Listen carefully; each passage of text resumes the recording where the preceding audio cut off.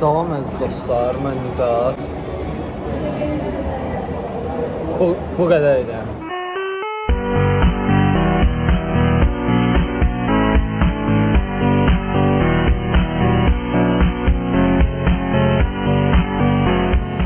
Zarafat edirəm. Bugün çantamda nə var videosudur. Mənim çantam deyil amma. Bayaq bir qız keçirdi, onun çantasını uğurladım. Bu videonu çəkmək üçün. Yəni dedim, mənim çantam yoxdursa niyə bu videonu çəkməyim?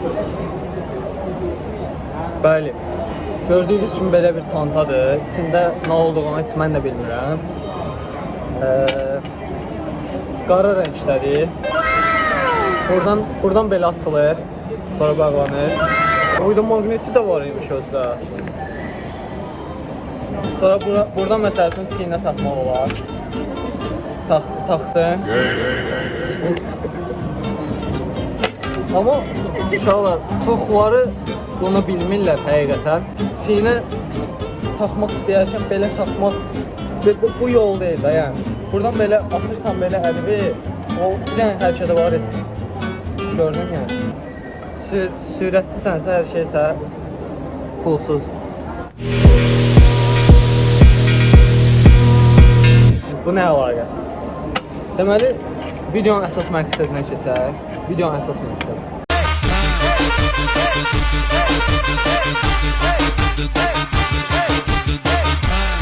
Çantamda nə var videosu olduğuna görə içində nə olduğunu göstərəcəm.